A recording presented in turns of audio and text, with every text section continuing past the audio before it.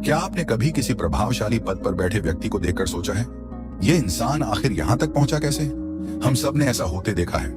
ऐसे लोग जो पूरी तरह से अयोग्य लगते हैं, लेकिन फिर भी शीर्ष तक पहुंच जाते हैं, जबकि अधिक सक्षम, विचारशील लोग पीछे छूट जाते हैं गुमनामी में। जरा सोचिए सम्राट नीरो की, जो बंसी बजा रहा था जबकि रोम जल रहा था, या हाल के वर्षों में एलिजाबेथ होम्स जैसी उद्यमी, जिसने एक ऐसे तकनीकी वादे पर साम्राज्य खड़ा किया जो कभी काम ही नहीं करता था। ये कोई दुर्लभ घटना नहीं है, ये इतनी बार होता है कि आप सोचने लगते हैं, क्या ये सच में संयोग है या फिर इसके पीछे कोई संरचनात्मक पैटर्न है। आज हम इतिहास के सबसे गलत समझे गए विचारकों में से एक निकोलो मैकियावेली की परतें खोलेंगे और उसकी ठंडी निर्मम अंतर्दृष्टियों को देखेंगे कि शक्ति अक्सर उन लोगों के हाथों में क्यों जाती है जो उसके सबसे कम योग्य होते हैं। ये केवल एक ऐतिहासिक पाठ नहीं है, ये विचार आज भी हर जगह जीवित है। कॉर्पोरेट मीटिंग रूम्स से लेकर चुनावी रैलियों तक असहज करने वाली सच्चाई कई बार बुद्धिमत्ता ही वह बाधा बन जाती है जो आपको ऊपर चढ़ने से रोकती है। इस असुविधाजनक विरोधाभास को समझना समाज में चल रही हेराफेरी को पहचानने की कुंजी हो सकता है, या फिर प्रभाव तक पहुंचने के लिए आपका मार्गदर्शन भी। 16वीं सदी के फ्लोरेंस में राजनीति से अलग थलग पड़े मैकियावेली ने वह लिखा जो आगे चलकर राजनीतिक इतिहास की सबसे कुख्यात किताब बन गई, द प्रिंस। जहां दूसरे दार्शनिक आदर्श सरकारों का सपना देख रहे थे, वहीं मैकियावेली इस बात में रुचि रखते थे कि नेता असल में कैसे व्यवहार करते हैं। हर कोई देखता है कि आप क्या दिखते हैं, बहुत कम लोग अनुभव करते हैं कि आप वास्तव में क्या हैं। ये एक वाक्य उनके दृष्टिकोण की निर्ममता को समेटे हुए है। सत्ता की दुनिया में दिखावा अक्सर वास्तविकता पर भारी पड़ता है।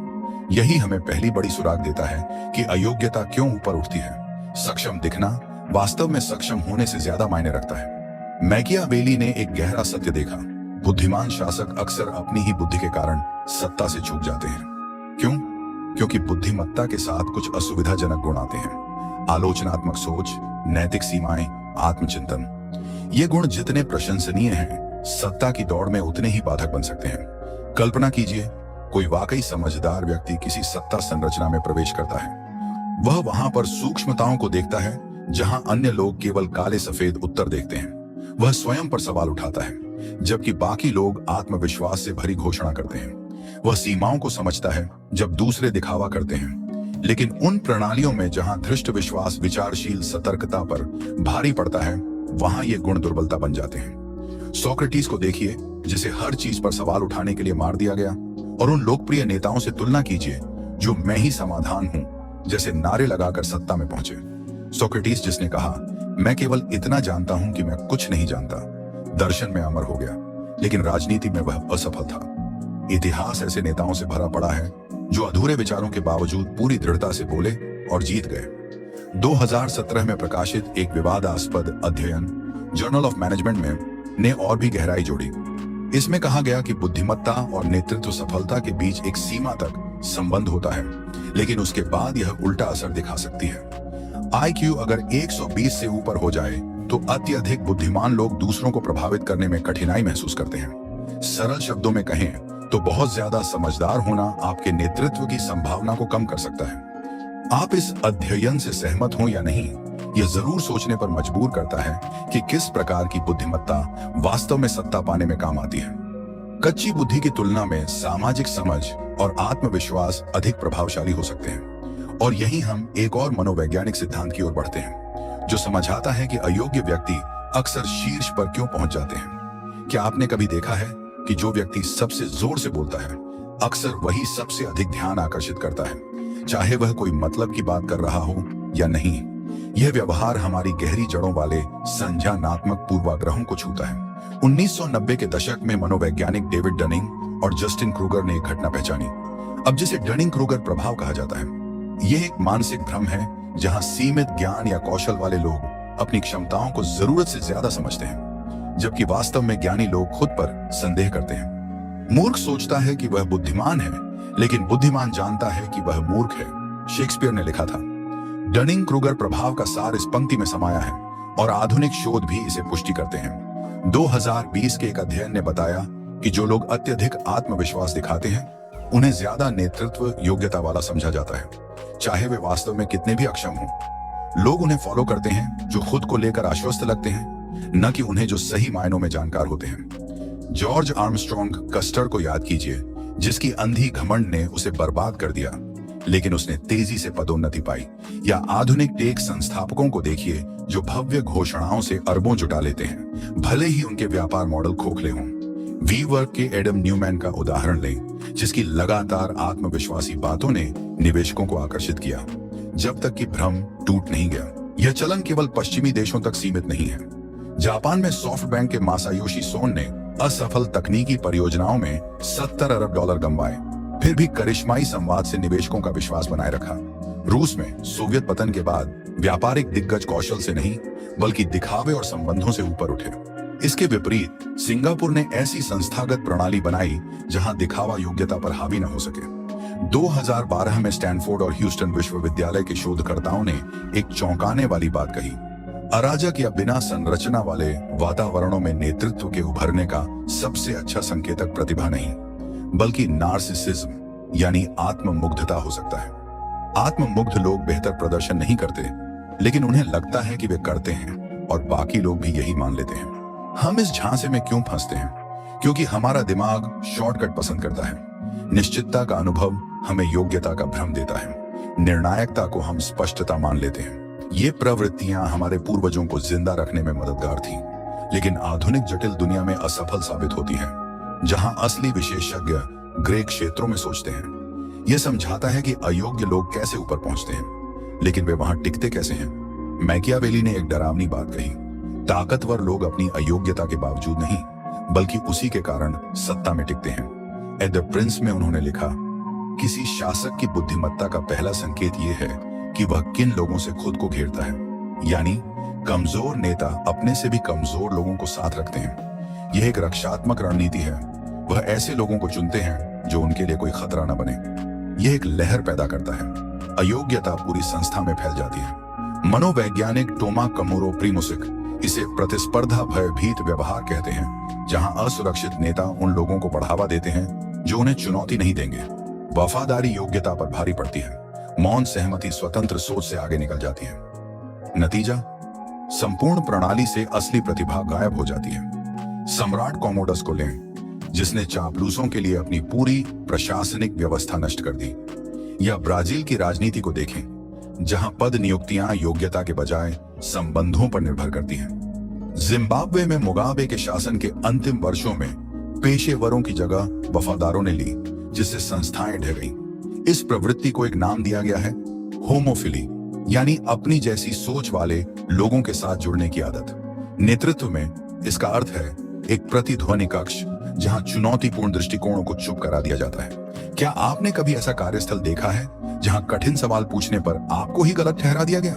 यही इसका प्रमाण है। इन सब के बावजूद हम ऐसे नेताओं की ओर आकर्षित होते हैं जो साफ सुथरे सरल उत्तर देते हैं।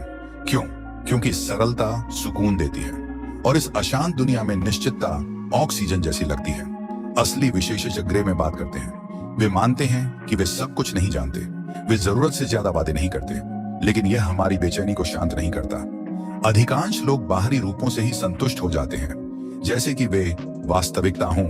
मैकियावेली ने चेताया था, लोगों को सच्चाई नहीं चाहिए, उन्हें वह चाहिए जो सच्चा महसूस हो। संकट के समय में लोग किसका साथ देते हैं? न कि उस विशेषज्ञ का जो जटिल संतुलन समझा रहा हो, बल्कि उस बहादुर नेता का जो आसान मुक्ति का वादा करता है। आप इसे किसी भी बड़े सार्वजनिक विमर्श में देख सकते हैं। जलवायु वैज्ञानिक संभावनाओं का विश्लेषण करते हैं और जटिल समाधान प्रस्तुत करते हैं। वहीं लोकप्रिय नेता बिना किसी संदेह के पूर्ण दावे करते हैं और सबका ध्यान खींचते हैं। स्वास्थ्य सेवाओं पर अर्थशास्त्री और डॉक्टर सुधार की दर्दनाक सच्चाइयों को बताते हैं। राजनेता जादुई समाधान का वादा करते हैं। कौन सा संदेश दिल और दिमाग जीतता है? हमेशा वही जो सरल हो। तो हम खुद को और अपने समुदायों को उन लोगों के प्रभाव से कैसे बचाएं जो योग्यता के दम पर नहीं, बल्कि भ्रम के सहारे ऊपर उठते हैं? व्यक्तिगत स्तर पर हमारा सबसे बड़ा हथियार है जागरूकता। जब हम यह पहचानना शुरू करते हैं कि हमारी सोच को किन अदृश्य शक्तियों ने आकार दिया है, तब हम उनके प्रति कहीं कम संवेदनशील हो जाते हैं। ये मानसिक रक्षा प्रणाली 3 बुनियादी आदतों पर निर्भर करती है। पहला, हमें बौद्धिक विनम्रता, इंटेलेक्चुअल ह्यूमिलिटी विकसित करनी चाहिए। इसका मतलब है अपने ज्ञान की सीमाओं को स्वीकार करना। शोध बार बार दिखाते हैं कि जो लोग बौद्धिक विनम्रता का अभ्यास करते हैं, वे विचारों का मूल्यांकन तर्क और तथ्यों के आधार पर बेहतर करते हैं, न कि केवल इस पर कि वे विचार कितने आत्मविश्वास से प्रस्तुत किए गए हैं। इस गुण को अपने मस्तिष्क की प्रतिरक्षा प्रणाली की तरह सोचिए। जैसे आपके शरीर को संक्रमण से लड़ने के लिए एंटीबॉडी की जरूरत होती है, वैसे ही आपके दिमाग को झूठे आत्मविश्वास और चालाक दावों से खुद को बचाने के लिए संदेह की जरूरत होती है। दूसरा, हमें मीडिया साक्षरता, मीडिया लिटरेसी को धार देना होगा। यह क्षमता है शोर और संदेश में फर्क करने की, दिखावे और वास्तविकता में अंतर पहचानने की। इसका मतलब है जो जानकारी हम ग्रहण करते हैं उसमें जानबूझकर चयन करना, स्रोत पर सवाल उठाना, फ्रेमिंग को समझना और मात्रा से अधिक गुणवत्ता को महत्व देना। प्रसिद्ध निवेशक वॉरेन बफेट ने एक बार कहा था, वास्तव में सफल लोग लगभग हर चीज को ना कहते हैं। इस विचार को सूचना ग्रहण करने पर लागू करें। सबसे बुद्धिमान दिमाग हर चीज नहीं अपनाते, वे गुणवत्ता के लिए निर्ममता से छंटनी करते हैं। तीसरा, हमें दार्शनिक चिंतन की भूली हुई कला को पुनः अपनाना होगा। इसका मतलब है हर दिन यदि संभव हो थोड़ी जगह बनाना जहां हम अपने कार्यों को संचालित करने वाले गहरे सत्य पर विचार करें। प्राचीन स्टोइक दार्शनिकों ने अपने जीवन को इसी अभ्यास के इर्द गिर्द गढ़ा था। वे केवल प्रतिक्रिया नहीं करते थे, वे विचार करते थे। फ्रांसिस बेकन ने लिखा, बुद्धिमान व्यक्ति अवसरों को खोजता नहीं, उन्हें बनाता है। चिंतन निष्क्रियता नहीं है, यह शक्ति है। यह हमें यह स्पष्टता देता है कि हम अपने भीतर की दुनिया को आकार दें, न कि हर बाहरी शोर द्वारा आकार लिए जाए। लेकिन केवल व्यक्तिगत प्रयास पर्याप्त नहीं है। यदि हम अयोग्यता के संस्थागत उभार को रोकना चाहते हैं तो हमें उन ढांचों को दोबारा गढ़ना होगा जो इसे पनपने की अनुमति देते हैं। यह हमें सामूहिक समाधानों की ओर ले जाता है। हमारी संस्थाएं कैसे इस तरह विकसित हों कि वे सत्य, प्रतिभा और पारदर्शिता को प्राथमिकता दें। यहाँ फिर से 3 स्तंभ उभरते हैं। पहला, हमें मजबूत उत्तरदायित्व ढांचे, अकाउंटेबिलिटी फ्रेमवर्क्स बनाने होंगे। प्रणालियां इस तरह से रची जानी चाहिए कि फीडबैक ईमानदार, वस्तुनिष्ठ और किसी करिश्मा या मोहक व्यक्तित्व से अछूता हो। कल्पना कीजिए एक कंपनी जहां स्वतंत्र बोर्ड शक्तिशाली और जवाबदेह है, बनाम वह जहां कार्यकारी सदस्य चापलूसों से घिरे हैं। बोइंग 737 मैक्स त्रासदी इसका दर्दनाक उदाहरण है। इंजीनियरों ने चेतावनी दी, लेकिन उन्हें अल्पकालिक लाभ के लिए चुप करा दिया गया। कोई जवाबदेही नहीं, कोई सुधार नहीं, नतीजा तबाही। दूसरा, हमें संज्ञानात्मक विविधता, कॉग्निटिव डाइवर्सिटी को प्राथमिकता देनी होगी।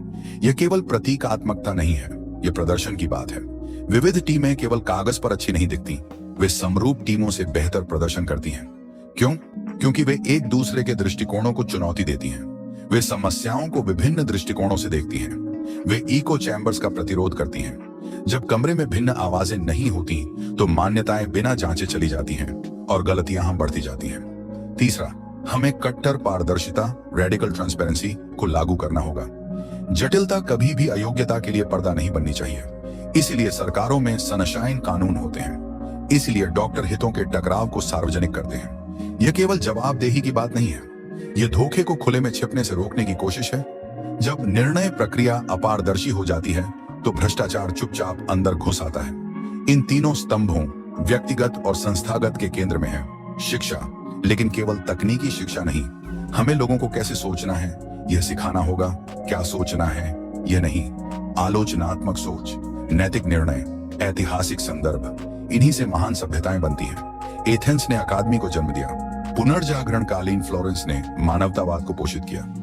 भविष्य उनका नहीं है जो उत्तरों को रखते हैं, बल्कि उनका है जो हर चीज पर सवाल उठाना सीखते हैं। तो सवाल यह है, आपके समुदाय में, आपके कार्यस्थल में, आपके देश में इन सुरक्षाओं में से कितनी वास्तव में मौजूद हैं और कितनी खतरनाक रूप से अनुपस्थित हैं? क्या दृश्य होगा अगर हम अपनी संस्थाओं को योग्यता, विनम्रता और सत्य के आधार पर दोबारा बनाएं? जैसे जैसे हम इस यात्रा का समापन करते हैं, ये उचित है कि हम उस व्यक्ति की ओर फिर से देखें जिसकी अंतर्दृष्टियों ने इस विचार प्रवाह की शुरुआत की, निकोलो मैकियावेली।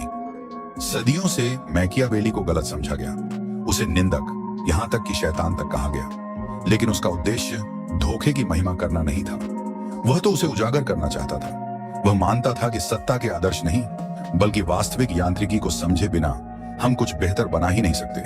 सम्मान पदवियों से नहीं आता, उसने लिखा, बल्कि पुरुष अपने कर्मों से पदवियों को सम्मान देते हैं। यह वाक्य उसकी पूरी दर्शन शास्त्र की आत्मा को छूता है। सत्ता अपने आप में कुछ नहीं है, यह कैसे इस्तेमाल की जाती है, यही इसकी कीमत तय करता है। सम्मान पद को नहीं, बल्कि उस व्यक्ति को मिलता है जो उसके भार के योग्य साबित होता है। जब हम मैकियावेली के रियल पॉलिटिक को आधुनिक मनोविज्ञान से जोड़ते हैं तो हम मानवीय व्यवहार और सामाजिक गतिशीलता के कठिन सत्य उजागर करते हैं। लेकिन यही कठिन सत्य हमें चाहिए। हम बेहतर दुनिया नहीं बना सकते यदि हम इन पैटर्न्स से मुंह मोड़ते हैं। हमें उन्हें सीधे देखना होगा और ऐसी प्रणालियां डिजाइन करनी होंगी जो उनके खिलाफ हमारी रक्षा करें। इसका अर्थ है ऐसे अभ्यास विकसित करना जो हमें हेरफेर से बचाते हैं। इसका अर्थ है ऐसे नेताओं को चुनना जिनमें चरित्र और योग्यता हो, केवल आत्मविश्वास नहीं। और सबसे महत्वपूर्ण इसका अर्थ है इस सरल परंतु शक्तिशाली सत्य को थामे रहना। हाँ, मूर्खता और अहंकार कभी कभी सत्ता हथिया लेते हैं, लेकिन वह बुद्धिमत्ता जो विनम्रता से तेज की गई हो और नैतिक साहस में जड़ें जमाए हों, वही मानवता की सबसे बड़ी आशा बनी रहती है। तो आपने अपने जीवन में क्या पैटर्न देखे हैं? क्या आपने देखा है कि अयोग्य लोग ऊपर चढ़ते हैं? क्या आपने देखा है कि प्रतिभा अनदेखी रह जाती है?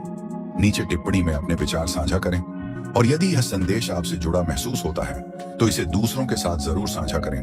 शायद उन्हें भी इससे लाभ हो। अगली बार तक के लिए याद रखिए, अंधकार को समझना हार मानना नहीं है, यह उजाले की ओर पहला कदम है। अगर यह बातें आपके दिल को छू गए हो तो वीडियो को लाइक करें, अपने जिगरी दोस्त के साथ शेयर करें और अगर चैनल पर नए हैं तो चैनल को अभी सब्सक्राइब कर दीजिए, क्योंकि ऐसा ही वैल्यूएबल कंटेंट इस चैनल पर आता रहेगा। जय हिंद, जय भारत।